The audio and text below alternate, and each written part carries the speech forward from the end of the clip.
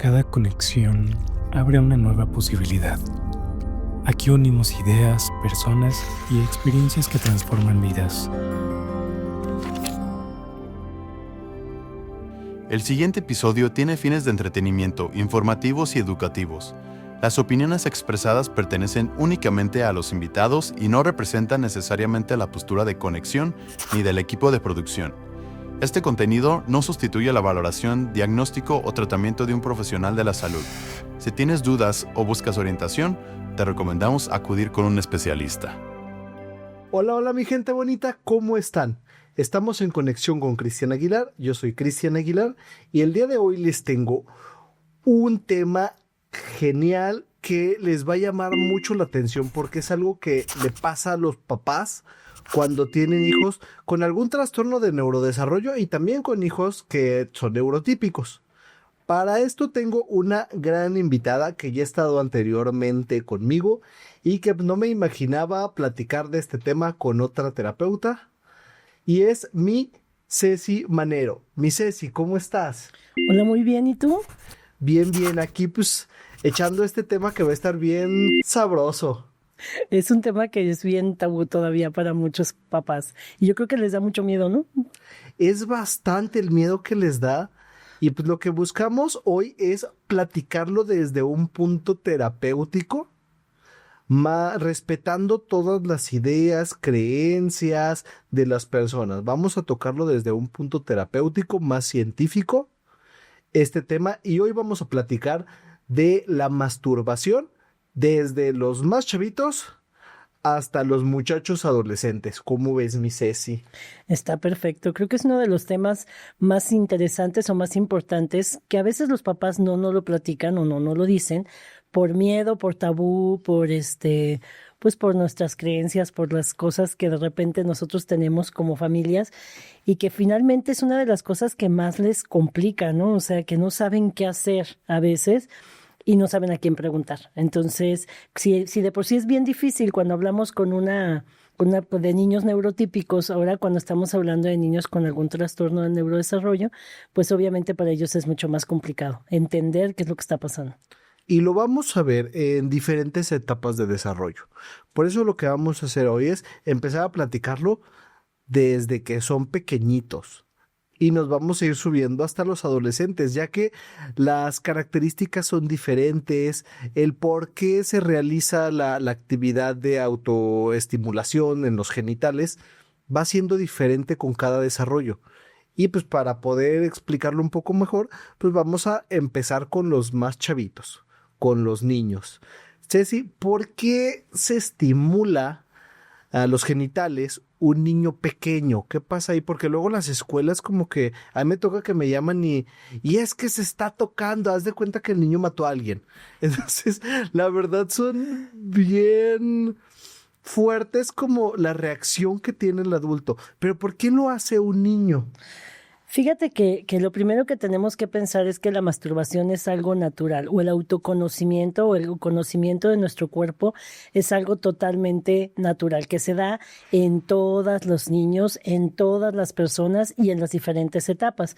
Dependiendo de la edad de desarrollo que tenga el pequeñito, pues va a ser el motivo por el cual se hacen determinadas cosas, ¿no? Pero por ahí un niño de 4 o 5 años se empiezan a tener, o de 6 años, empiezan a tener un proceso de autoconocimiento. Así como se conocen pues las diferentes partes del cuerpo, también ellos empiezan a conocer la parte de su cuerpo que tiene que ver ahora con los genitales, ¿no? Entonces no es una masturbación o no es un toque que tenga que ver con esta parte sexual que nosotros como adulto conocemos o identificamos, sino está más relacionado con esta parte del autoconocimiento de su cuerpo, ¿no?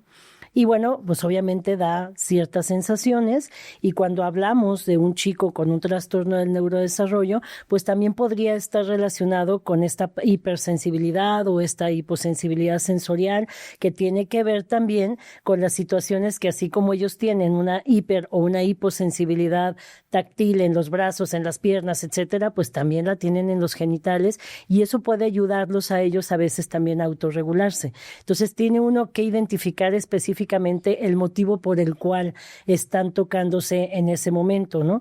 A veces, sobre todo, por ejemplo, niños que tienen pañal, que traen los pañalitos y que están en proceso a lo mejor de control de esfínteres, o que ya el calor del pañal, etcétera, si en algún momento ellos empezaron a sentir un roce y de alguna manera sintieron un proceso de relajación, pues posiblemente también lo empiecen a hacer, ¿no? Pero no es una connotación sexual como la que nosotros conocemos ya de adultos, sino tiene que ver más con esta autoestimulación. Y es bien común. Están los niños en una etapa de exploración. Un niño está explorando todo por sus sentidos. Algo que luego yo le platico mucho a las mamás porque se me angustian un poquito con este tema. Digo, a ver, si el mismo placer le diera rascarse el codo todo el día, mi compadre estaría duro y darle con el codo todo el día. Pero no es la misma terminación nerviosa, no es la misma sensación. Y pasa en niños y en niñas. Uh-huh. Después tenemos cuando son muy chiquitos que se llegan a frotar o contra el piso o se acuestan o se ponen contra la orillita del sillón, de la silla. De repente hasta toca que te agarran a ti tu rodilla y se acercan y dices, ok, empezar entendiendo justo lo que tú comentas. No tiene una connotación sexual. O sea, no tiene ninguna relación con cómo percibimos los adultos, porque a veces nosotros los adultos nos falla lo social y traemos la idea de que el niño percibe como nosotros. Me toca en otros casos, por ejemplo, ayer platicaba con una mamá, porque me decía, es que me dice que ya quiere tener novia, un chavito chiquillo, güey. Entonces, ya quiere tener novia y... Compadre, ¿para qué quieres una novia? Es que platicamos mucho en recreo. Para eso quiero una novia.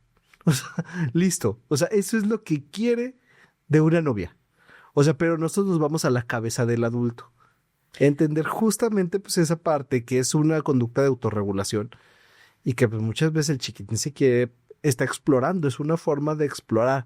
Que claro que vamos a encontrar ciertos riesgos y puntitos a cuidar.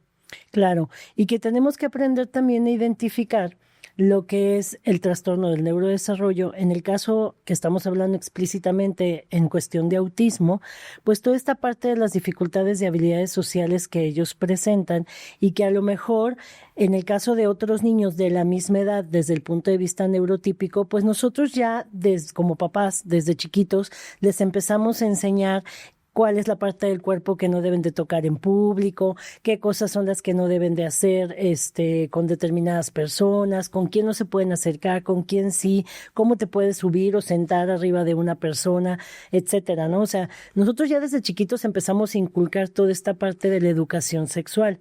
Si hablamos en un niño con un trastorno del espectro autista, pues son pequeñitos que tienen dificultades en cuestión de las relaciones sociales y de identificar cómo se siente el otro, de identificar cómo se debe de comportar con las otras personas, simple y sencillamente por su trastorno. Entonces, pues este tipo de cosas las van a hacer pues de manera explícita sin tener esta idea de lo que tienen los otros pequeños. Entonces, eso genera que haga conductas que no debe de hacer de manera pública y que las haga enfrente de todos o que se suba, como dices, arriba de nosotros, porque no tienen este sentido todavía de identificar qué es lo que está bien o adecuado y qué es lo que no está adecuado. Y entonces eso genera pues que los papás se asusten y se asustan un montón, o sea, y empiezan, es que ¿por qué está haciendo eso? Mejor, ¿cómo le hacemos para quitárselo? ¿Cómo le digo que no? Etcétera, ¿no? Entonces, siempre lo primero que tenemos que identificar es por qué lo está haciendo. Lo está haciendo por autoexploración, o sea, por conocer su cuerpo, lo está haciendo por relajarse, lo está haciendo por, como dices, por una situación sensorial que eso le da mucho agrado y que entonces lo busca constantemente. O sea, como buscar cuál es el motivo por el cual, para que nosotros podamos tener una intervención terapéutica. Yo a veces, por ejemplo, les digo a los papás, ok, si ya trae calzoncito y le pones tú un pants, por ejemplo, en donde el roce del calzón y del pants es demasiado y eso lo autoestimula, pues utiliza a lo mejor un calzoncito más apretado, ponle un pantalón de mezclilla donde no tenga que haber tanto movimiento como para que el niño no se te esté autoestimulando, porque sensorialmente él es mucho más sensible que lo que sería otro niño y entonces por eso continuamente lo busca. Entonces, dependiendo de las características de los pequeñitos, pues tenemos que hacer una intervención para ayudarlos a que esto no lo hagan. Esto lo hacemos cuando son pequeñitos, cuando todavía no tienen esta conciencia. Y como dices, vamos a ir ahorita avanzando el tema y pues obviamente no es la misma técnica que hacemos con un niño pequeñito a que si lo hacemos con un adolescente que ya tiene más conciencia, ¿no? O sea, ya tendríamos que hacer otro tipo de cosas. Pero en esta parte de la autoexploración, pues siempre pensar que pues es bien diferente para niños con trastorno con el espectro autista. Así es, y algo que también buscamos cuidar mucho porque son de las complicaciones, uno, como dices, pues que lo pueden hacer en público, que no entienden ciertas situaciones sociales que van con las habilidades sociales, como que no te puedes ir a subir a una persona, todo eso lo vamos enseñando. Y sobre todo, en niños y ya más grandecitos también vamos trabajando la parte de prevención de abuso, porque entonces eso puede generar que sean de más riesgo. Si les enseñas el tacto en cuestión de en qué lugares te pueden tocar, quién te puede tocar, qué tienes que hacer cuando hay alguien que se te acerca, esta parte de espacio personal. Vamos trabajándolos desde chavitos porque sabemos que lamentablemente es una realidad y que tenemos que cuidar a los niños. Claro, es súper importante enseñarles desde pequeñitos quién sí puede y quién no puede, en dónde puedo tocarme y en dónde sí puedo tocarme, ¿no? Siempre buscamos, por ejemplo, cuando trabajamos vestido y desvestido y todo este tipo de cosas, nosotros desde los mismos terapeutas jamás quitamos completamente toda la ropa, siempre intentamos de que el niño sepa que esas prendas solamente se las puede quitar mamá, solamente se las puede quitar el doctor, o a veces platicamos con los papás y le decimos, a ver, ¿quién de tu familia sí puede hacer determinadas cosas para enseñarles de manera como muy explícita a los niños desde el punto de vista de la educación sexual, ¿no? Que se da desde pequeñitos? Es súper importante, como dices, para evitar abusos porque ellos pues no entienden que la otra persona lo va a hacer con una intención totalmente diferente si es que existiera algún riesgo de este tipo, ¿no? Entonces siempre cuidar esa parte.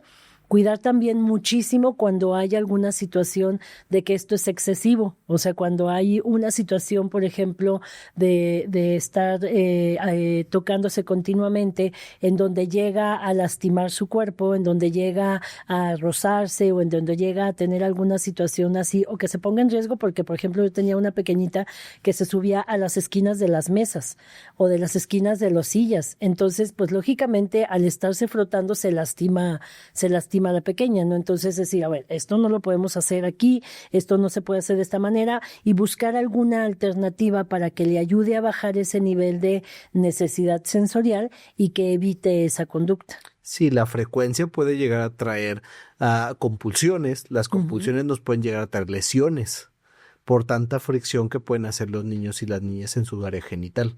Entonces, ahí es cuando muchas veces sí llama mucho la atención, si los papás nos preguntan, a mí lo que me toca mucho hablar con ellos, pues, primero es calmarlos, entender que es algo que está pasando, que son etapas, que se va a quitar, pero como ya está pasando de forma excesiva, tengo niños que me dicen es que ya empezó a rozarse. Te digo, ok, y entonces pues, anda de malas mi compadre porque después ahora le arde, pero lo quiere seguir haciendo, pero le arde al mismo tiempo, y entonces es una crisis existencial de entre me gusta, pero no me gusta. Y lo que vamos haciéndolos muchas veces, yo lo primero que les marco es no lo regañes, porque ni siquiera va a entender por qué lo estás regañando. O sea, lo estás regañando, pero él no entiende esta connotación que tenemos los adultos y qué tiene de malo. Uno, es mi cuerpo, o sea, y dos, me gusta. O sea, ¿por qué es malo algo que me gusta? Lo que yo meto mucho es la redirección con ellos. Redirigirlos, yo les digo, busca alguna alternativa placentera que le dé como ese escape y que cuando veas que lo está haciendo, tú lo rediriges, pero a veces ni le digas nada. O sea, ni le digas de, no se agarre ahí, niño, o suéltese ahí. Ese es, no. redirecciona y es algo que a mí me funciona bastante con los chaparros. Sí, sobre todo cuando están pequeñitos. Cuando son niños pequeñitos es fácil que puedas redirigir la conducta en el sentido de, bueno, yo sé que a lo mejor se está tocando, sé que esto no lo puede hacer porque no lo puede hacer en público, porque como dices, no lo alcanza a identificar, pero porque se puede lastimar o porque se lo está haciendo de manera excesiva, pues buscar otro medio, ¿no? Porque si no se vuelve un círculo vicioso, como dices, empieza a dar vueltas y entonces le arde y entonces porque le arde se rasca más o se mueve más y entonces también le gusta y entonces es darle nada más, estás dándole vueltas y puede llegar a lastimarse. Entonces sí, la redirección conductual es lo mejor que puede hacer uno. Obviamente no vas a redirigir la conducta con algo que no se parezca a lo que él está sintiendo. O sea, tienes que buscar o sea, tú quieres, por ejemplo, redirigirlo en lugar de que se esté tocando a que vaya, no sé, a tocar o a balancearse o a hacer alguna otra cosa que no le daría a él la misma sensación o el mismo placer, pues lógicamente lo va a seguir haciendo. Entonces, Claro que sí. hay que buscarle también cuáles son las cosas que le puede llegar a funcionar a él desde el punto de vista sensorial, que tenga una sensación parecida, pero que sea socialmente aceptado. Y normalmente, ¿en qué edades llegamos a ver que están duro y dale los a compadres? Porque de verdad hay unos que híjole, o sea, sí se pasan. Yo creo que empezamos primero, yo lo he identificado mucho cuando se están quitando el pañal, por ahí de los 3, 4 años, que empiezan a quitarles el pañal a los pequeñitos, pues lógicamente tienen ya una mayor conciencia por el mismo control de esfínteres. Y más porque nosotros los estamos llevando pues más seguido al baño, se quita el pañal, se pone un calzón, la sensación de tener un pañal en cuestión de calor, de la sensación que está como más esponjoso, el plástico, el tener las piernas más abiertas, todo este tipo de cosas, y luego se lo quitas y le pones un calzón que es mucho más delgado, que tienes la pierna más cerradita o está más pegado, se siente más, pues, en donde está como más expuesto, vaya. Entonces, pues obviamente el niño siente de manera diferente y entonces empieza a descubrir también, pues, todas estas sensaciones que a lo mejor en algún otro momento, pues, no lo tomaba tanto en cuenta. Y después de eso, empezamos a los 5, 6 años, en donde ya empiezan a una autoexploración por conocimiento de su cuerpo. O sea, al principio es pues porque el sentir o la sensación es diferente, y después es porque también ellos van conociendo su cuerpo, ¿no? Y así como ellos empiezan a conocer las diferentes partes de su cuerpo, pues los genitales son parte de su cuerpo. Entonces empiezan a explorar y a ver qué onda, ¿no? A veces sí hay papás que nos dicen, es que cuando le quito el pañal se lo jala o se rasca, pues es normal, ¿no? O sea, finalmente están sabiendo que hay algo allá adentro. Es que le acabas de desbloquear un nuevo nivel a la criatura. Entonces está fascinado, duro y dale el compadrillo o la comadre. Se encuentran algo que no habían percibido y con la libertad que no lo habían tenido nunca. No, y además las terminaciones nerviosas que hay a nivel genital son muchísimas más que en otras partes del cuerpo. Y pues entonces vamos a ver que normalmente niños lo encontramos más por estimulación, por sensorial, por exploración, por este tipo de cambios en cuestión de ropa, en cuestión de pañal. Pues sí, pobrecitos, es que no tienen acceso con el pañal. Imagínate, ahora ya les dan acceso directo y libre, entonces se dan vuelo. Sí, pues tienen ahí un candado de castidad, ¿no? O sea, no los podemos, no se pueden tocar, vaya. Y que esto le pasa a la mayoría de los chavitos, porque luego me pasa que los papás se angustian mucho, porque a lo mejor te lo reportan, no sé, en guardería o en la escuela. Y como a ti te reportan el tuyo, tú crees que el tuyo es el único. Y es más angustiante cuando crees que nada más le pasa al tuyo. A ver, no, pero a ti no te van a reportar el de los demás, como a los otros papás no le van a reportar el tuyo. O sea, no están solos papás. Casi todos están en la misma etapa y es común que lleguen a hacerlo. Pero ya después crece la criatura. Y conforme crece la criatura, regresa la autoestimulación. Y llegan a un punto de adolescencia. Preciosa adolescencia. De las enfermedades que se acaban con la edad. Y entonces ya cambia. cambia mucho el sentido, cambia la connotación. ¿Qué pasa con el adolescente? Claro, cambia la connotación y cambia también la conciencia, ¿no? Bueno, cuando hablamos de un TEA no verbal o un TEA nivel 3, pues también mucho tiene que ver con la sobreestimulación por la parte sensorial. Cuando estamos hablando de un TEA nivel más intenso, vaya, el más grave, pero finalmente hay hormonas y así como los niños o nuestros adolescentes típicos empiezan a tener cambios hormonales en donde empiezan a tener pues todo lo que tiene que ver con el crecimiento y el vello corporal y todo este tipo de cosas, pues nuestros pacientitos con trastorno del espectro autista, pues obviamente no se salvan de esto, ¿no? Finalmente tienen hormonas y ellos también van pasando por todas estas etapas. En algunos casos vemos que la parte social está disminuida cuando estamos hablando de TEA nivel 1 o cuando estamos hablando de niños con una mayor conciencia, pues ellos sí ya empiezan a tener un incremento pues más natural del interés sexual, ¿no? Del estar viendo ya la masturbación ya está como más relacionada, pues algo más parecido a lo que hacemos como adultos, ¿no? Finalmente, pues ellos empiezan a tener este conocimiento. Sin embargo, tienen muchas dificultades como en entender por sus habilidades sociales, volvemos otra vez a estas áreas, tienen también dificultades en entender en dónde sí lo pueden hacer y en dónde no.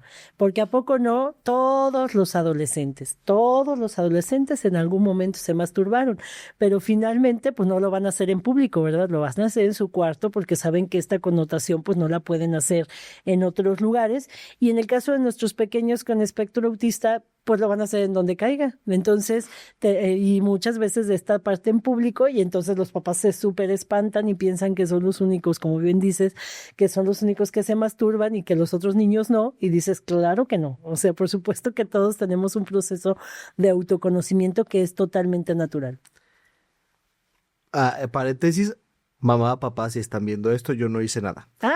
Regresando al tema, sí, es que hay un cambio físico bastante importante, hay un cambio hormonal, hay una liberación de endorfinas en los chamacos ya adolescentes, donde pues este tipo de sensaciones les van a generar relajación, les van a generar bienestar, genera mucho placer, porque luego es como de, ¿por qué lo hacen? Sí, ya hay una connotación, ya empieza a haber una connotación y aparte socialmente empiezan a escucharlos.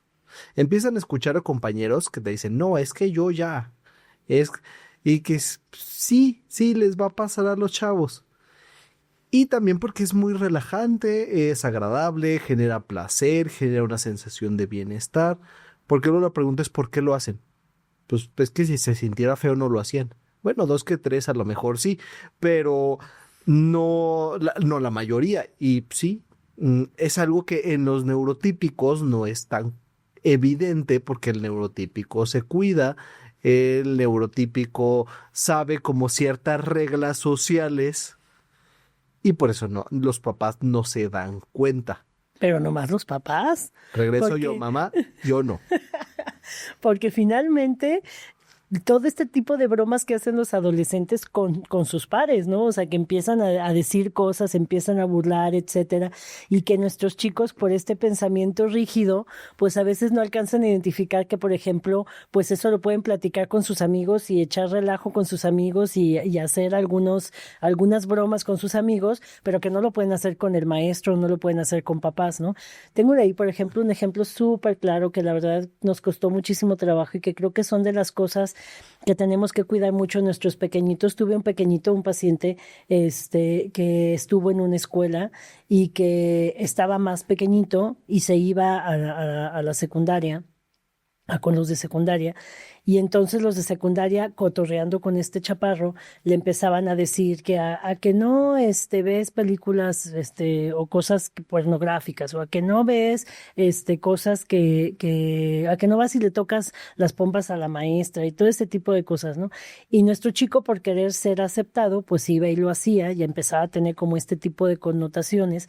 Y entonces los otros chicos se reían y él no identificaba, porque a pesar de que lo hacía y investigaba, pero él nunca veía nada de pornografía, ni nada más investigaba qué era lo que, en dónde había o en qué páginas, para poder ir a platicar con los amigos y decirles a los amigos cuáles eran, y entonces los amigos se reían, pero no se reían con él, se burlaban de él, y entonces él pensaba que estaba siendo aceptado, y esto nos provocó cerca de 4 años de estarle tratando de quitar la obsesión por conductas sexuales o por búsqueda de este tipo de situaciones, que nos costó muchísimo trabajo como eliminar, pero no era por una connotación sexual como tal. O sea, ahí tenemos que aprender cómo identificar y estar bien al pendientes con nuestros pequeñitos de esta parte, sobre todo con nuestros adolescentes, que pueden llegar a identificar algo totalmente diferente de lo que nosotros realmente pensamos, ¿no? Entonces,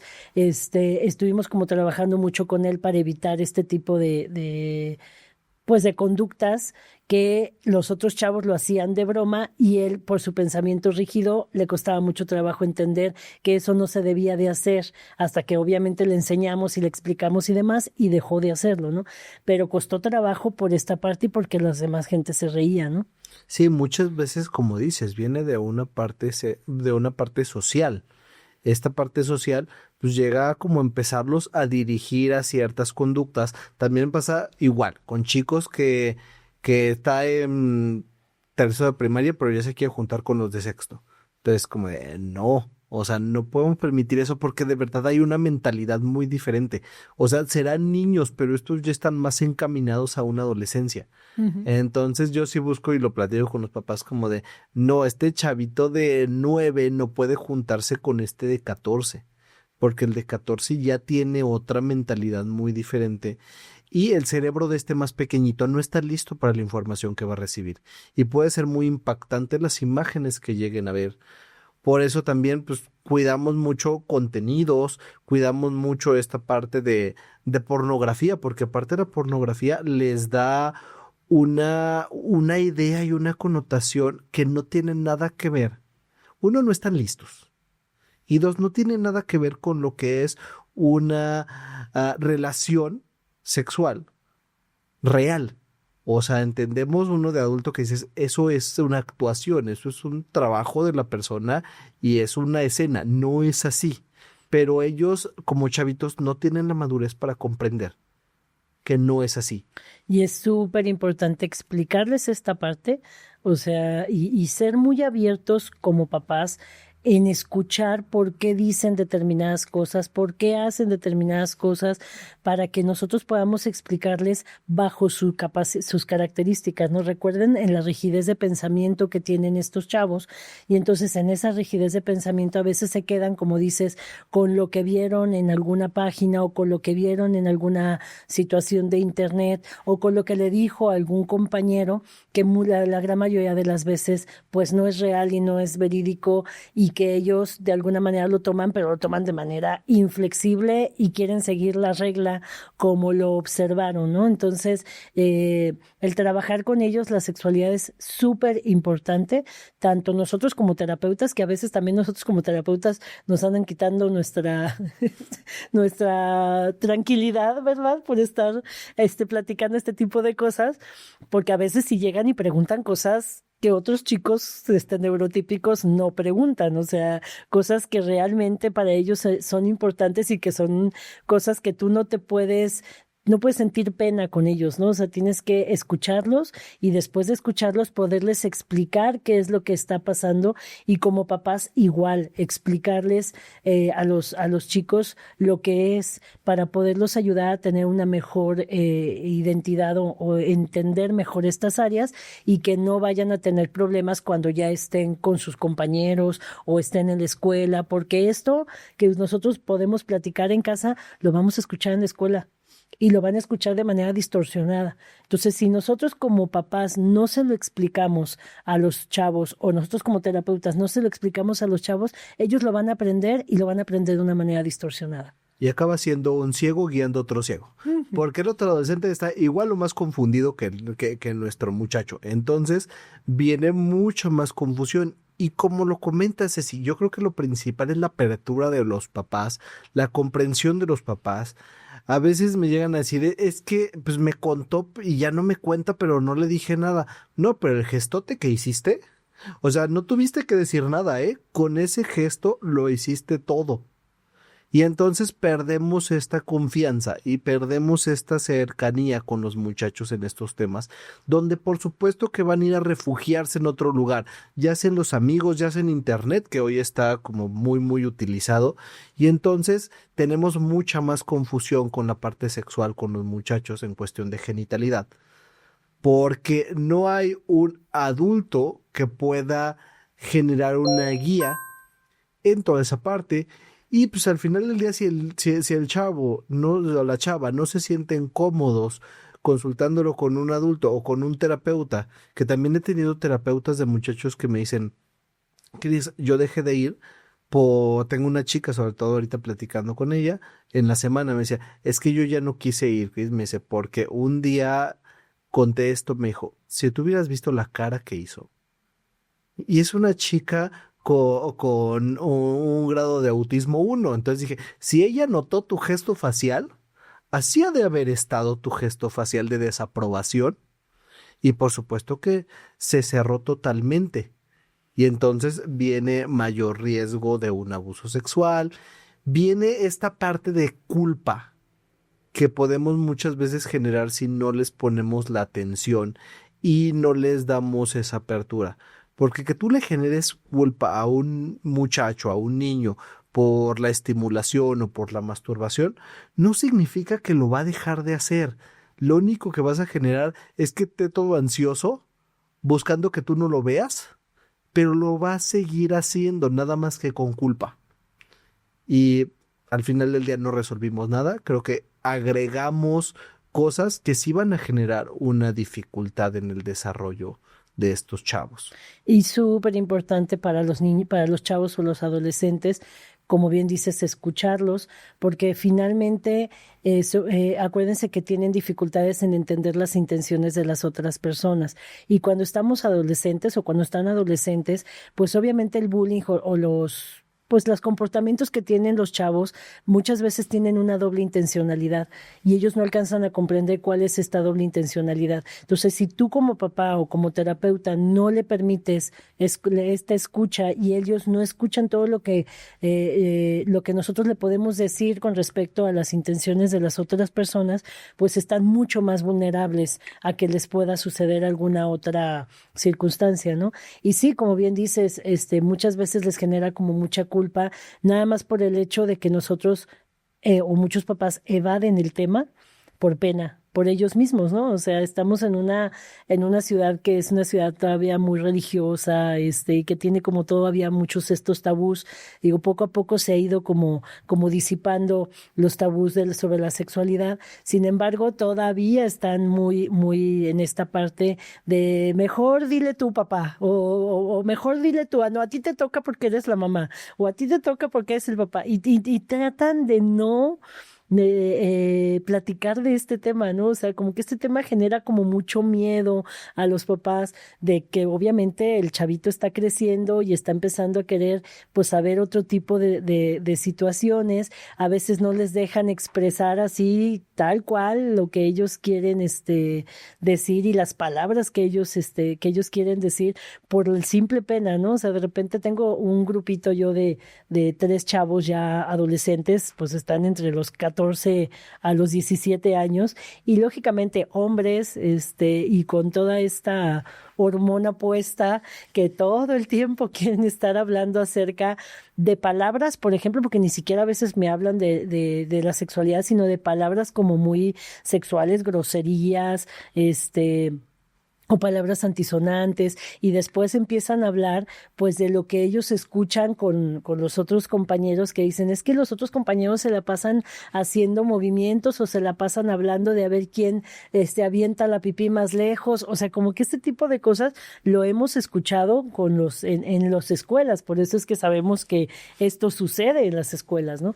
Entonces, les das la apertura y empiezo yo a platicar con ellos y les digo, pues aquí puedes platicar lo que tú quieras de la manera como tú quieras hacerlo. O sea, si tú quieres hablarme con palabras altisonantes, si quieres decírmelo así, tal cual, de manera cruda, me lo puedes decir y yo no me voy a sentir mal, ni te voy a rechazar, ni me va a dar pena, porque es algo como completamente natural. Y explicarles en dónde sí pueden hacerlo, en dónde no, porque no podemos evitar que tengan masturbación, pero sí podemos enseñarles en dónde sí lo pueden hacer y en dónde no, y tener conductas de limpieza y de higiene para evitar infecciones y todo este tipo de cosas.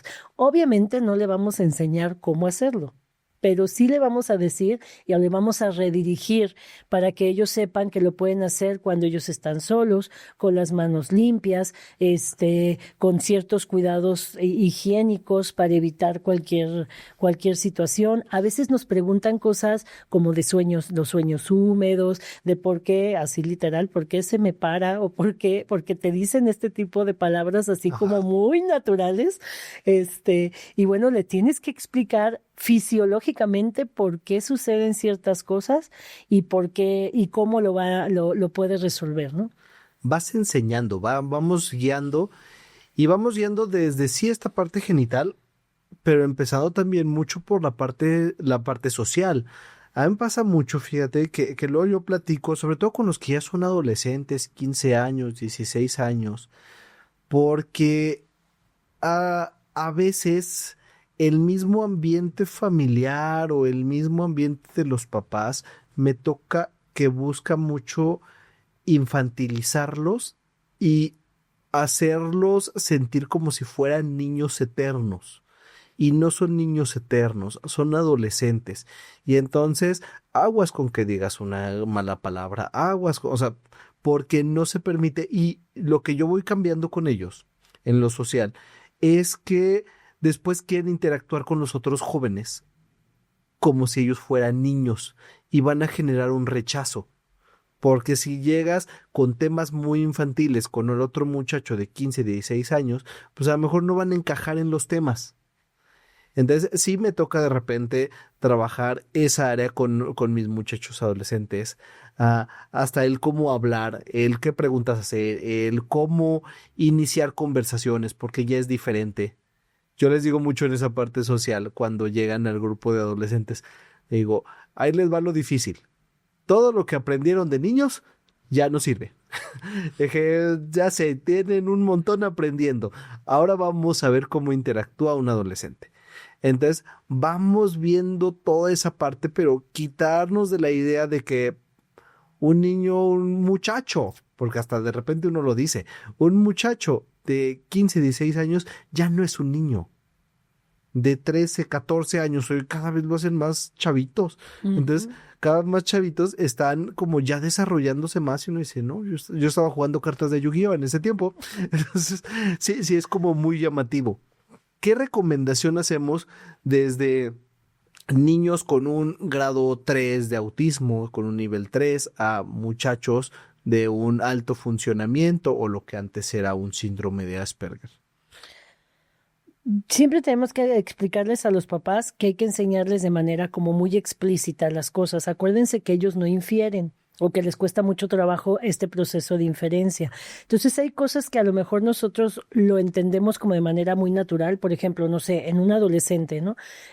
Tú le empiezas a explicar las habilidades sociales y les empiezas a decir qué cosas sí pueden decir con determinadas personas, ¿no? Por ejemplo, estos chavos me dicen, oye, es que los niños hablan de cosas como muy sexuales, etcétera, y te empiezan a platicar exactamente qué es lo que están hablando, y entonces tú les dices, ok, eso sí lo puedes platicar con estos chavos, ¿por qué? Porque son niños, etcétera. Oye, pero ¿lo podrías platicar con niñas?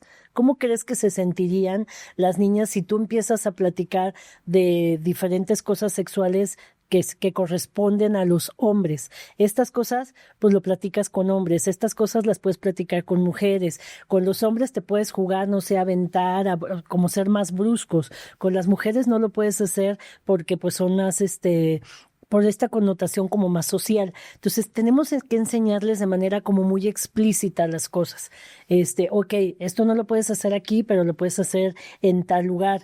Evitar siempre pues los castigos o las repriendas, como bien dices, por el motivo por el cual estén haciendo determinada cosa, ¿no? O sea, en lugar de enojarte y de evitar rechazo, pues lo que tendrías que buscar es que no castigarlos, sino más bien redirigirlos. Si hablamos con un niño pequeñito, pues rediriges la conducta. Si hablas con un adolescente que tiene una mayor conciencia, pues entonces platicas con él y le explicas pues que eso no es malo, pero que no lo podemos hacer en frente de otros porque nos podemos poner en riesgo. Porque podemos poner en riesgo a la otra persona y nos podemos poner en riesgo a nosotros de que nos pueda suceder algo. Entonces siempre estar como buscando no lastimar, no castigar de alguna forma, ¿no? Utilizar, pues obviamente, las capacidades que ellos tienen. Apoyos visuales, pictogramas, reglas visuales, explicarles dónde sí, dónde no, como darles de manera como muy explícita toda esta parte. Como que te comentaba hace rato, fomentar pues obviamente la higiene, saber que que lo van a hacer. Bueno, si lo vas a hacer, pues nada más ten cuidado, ¿no? Ten cuidado de lavarte las manos, ten cuidado de bañarte o de utilizar una mayor higiene para evitar que te vaya a provocar alguna infección. Ten cuidado de no hacerlo demasiado brusco o lastimarte. Fíjate cuando que no te vayas a lastimar a rozar, o sea, como que todo este tipo de cosas que a lo mejor para nosotros sería como un tabú y dices, es que ¿cómo le voy a explicar todo esto a mi hijo, no? Es súper necesario para los chicos con autismo. ¿Por qué? Porque les cuesta mucho trabajo entender esta parte. Y así como le enseñamos de manera explícita las reglas sociales, pues igual también tenemos que trabajar de manera explícita esta área que como papás no nos encanta, ¿no? O sea... Que al final del día, pues, es que venimos de una crianza diferente. Entonces venimos de una crianza más rígida. Tener apertura, de verdad, yo veo que los papás sí se han esforzado un montón por ser más abiertos y aún así sigue costando trabajo. Pero pues es seguirlo haciendo y entender que es para beneficio de un muchacho o de un niño y que lo que tú no lo expliques lo va a ir a buscar. Y puede buscarlo en un lugar que no es adecuado o que le genera peligro. Algo que buscamos también enseñar es mucho comprender qué es un acto privado y en dónde hacerlo. Tenemos que especificar muy bien dónde hacerlo. Por ejemplo, si el muchacho tiene su cuarto, pues adelante, que puede utilizar su cuarto. Pero también me ha tocado que, por ejemplo, hay familias que dicen, híjole, pues es que acapar el baño. Y entonces la criatura se quiere aventar 40 minutos en el baño explorándose y masturbándose. Ok, también, pues, compadre, es el único baño de la casa. O sea, no te pases. O sea, por eso puede haber hasta rutinas en este tipo de situaciones. ¿Sabes qué? Pues busca hacerlo en este espacio, busca hacerlo en este horario. Porque no lo vas a querer hacer a las 7 de la mañana cuando ya nos vamos a la escuela, cuando todos quieren entrar al baño. Entonces vas dándole organización. Al igual, pues, desde los chicos que tienen un grado 1 de autismo, TDAH o chicos neurotípicos, hasta chicos que tienen a lo mejor un grado 3 o una discapacidad intelectual. Les vas enseñando en dónde, les vas enseñando cuándo, les vas enseñando en qué momento, como dices, la parte de higiene, de lavarse las manos, de después de hacer la actividad, pues sí, también te vas a lavar el pene. Porque si no quedan residuos y eso te va a generar una infección. En el caso de los papás, si de plano se sienten desbordados por este tema, finalmente pueden platicarlo con nosotros como terapeutas y que de alguna manera nosotros les apoyamos en cuestión de cómo trabajarlo con los chicos, pero siempre apoyarlos a ellos, dándoles las herramientas para que comprendan el por qué están realizando determinadas conductas y cómo lo pueden ellos como redirigir, ¿no? O sea, que siempre estén buscando pues más información y que no evadan el tema. O sea, es un tema que no se puede evadir, es un tema que siempre va a pasar en todos los chicos porque es algo natural en el ser humano, tener todo este proceso hormonal, simple y sencillamente desde el punto de vista orgánico, hormonal, se va desarrollando conforme va pasando el tiempo, tanto en niños con TEA como en niños neurotípicos sucede, y entonces es un tema que tenemos que trabajar para evitar riesgos, evitar poner en riesgo a nuestro chico, para que no lo haga en determinados lugares, como lo habíamos platicado, ¿no? Y platicar también con las escuelas, o sea, finalmente la escuela, pues obviamente tiene que tener conocimiento del diagnóstico de nuestros chicos para que la escuela también pueda entender y pueda darse cuenta que no es una conducta que está sexualmente dirigida, sino que a veces ellos también tienen que aprender a llevar al alumno a un espacio privado, a tratar de cambiar o de usar apoyos visuales para tratar de enseñar los límites en donde no lo pueden hacer. Pero si nosotros no lo hacemos desde casa, pues lógicamente lo va a hacer en otros lados y lo puede llegar a hacer en la escuela y podemos empezar a generar problemas. Pero siempre practicando con la escuela y decirle, oye, ¿sabes qué? Está empezando a pasar esta etapa, ¿qué es lo que puedes hacer cuando tiene una conducta de este tipo, ¿no? Pues lo puedes llevar al baño o le puedes enseñar un apoyo visual en donde se le dice que en este espacio no es momento o alguna cosa así, pero que no lo tomen con una connotación como lo tomaríamos como un adulto, ¿no? Fíjate que algo que también me toca platicar mucho con los papás y luego mis muchachos grandes me van a odiar, pero ni modo, compadres, la supervisión de internet. O sea, es súper necesaria. Es más, he tenido muchachos ya grandes que llegan y dicen, ¿cómo ves, Cristian? Mi mamá me revisa mi teléfono.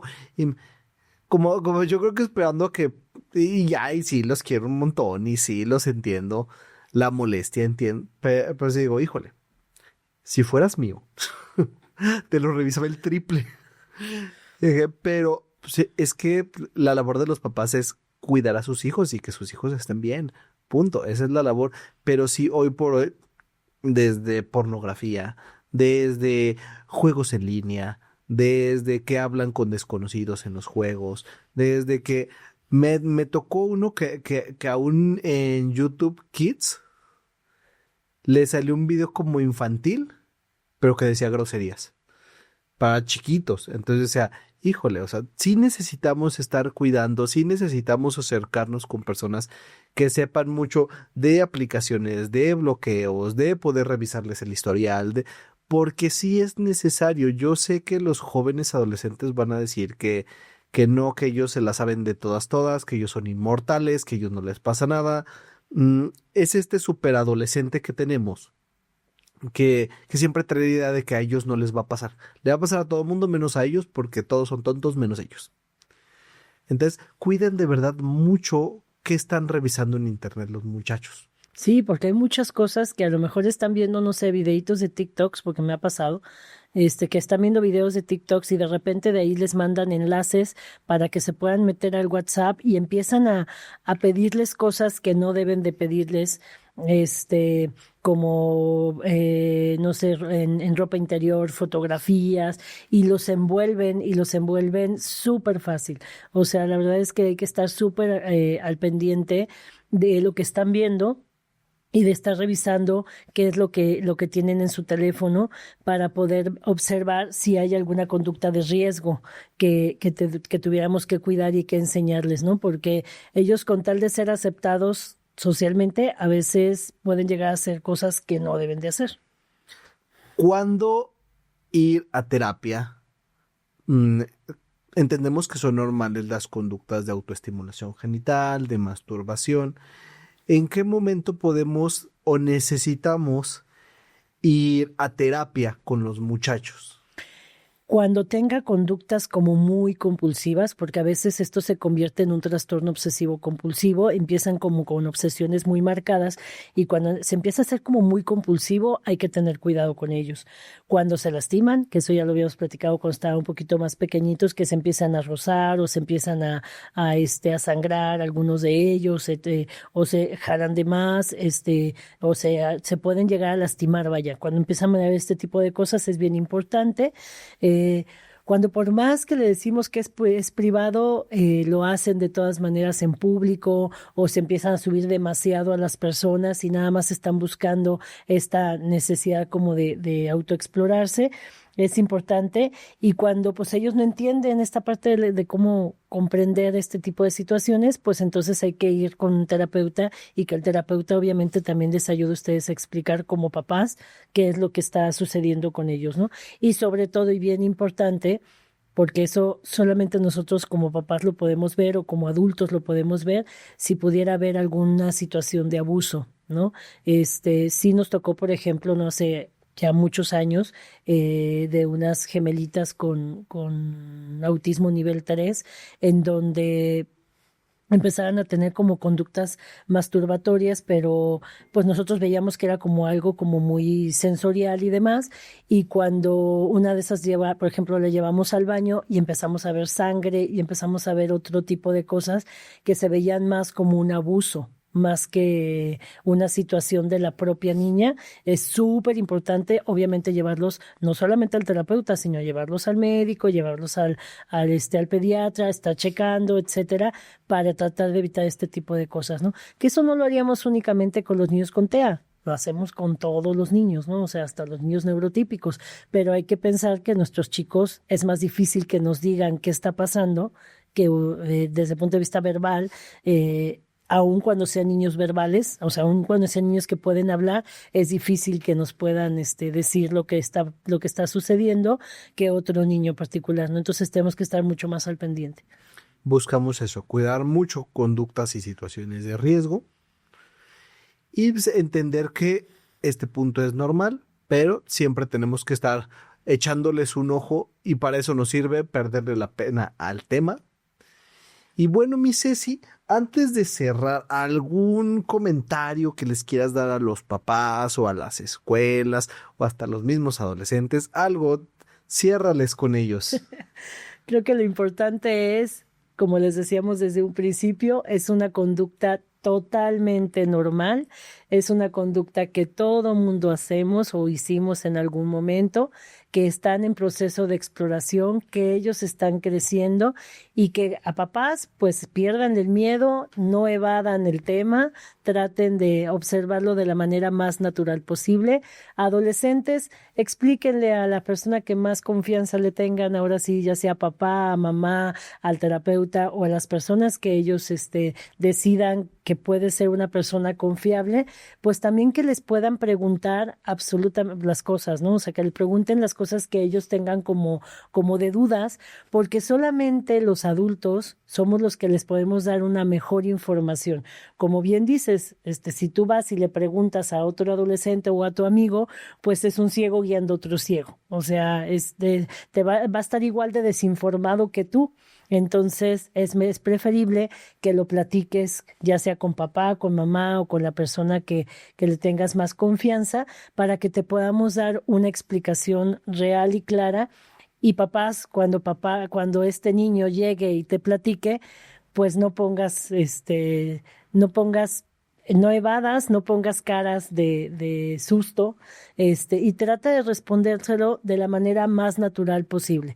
¿Tú alguna vez fuiste adolescente? Fue a lo mejor posiblemente difícil para ti poder preguntarle a un adulto y a lo mejor lo aprendiste de manera independiente y eso pues en estos chicos no es tan bueno.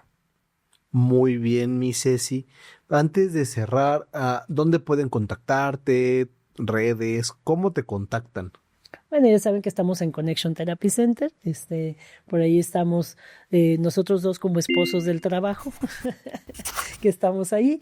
Yo estoy como Ana Manero en Facebook y en Instagram, y pues tenemos nuestra página de Connection Therapy Center, se pueden comunicar directamente por ahí con nosotros, ¿no? Y cualquier duda o cualquier pregunta, pues también lo podemos hacer a través de ese medio.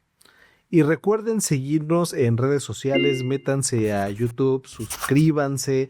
Estamos en redes sociales como Conexión con Cristian Aguilar, Facebook, Instagram, Spotify, YouTube.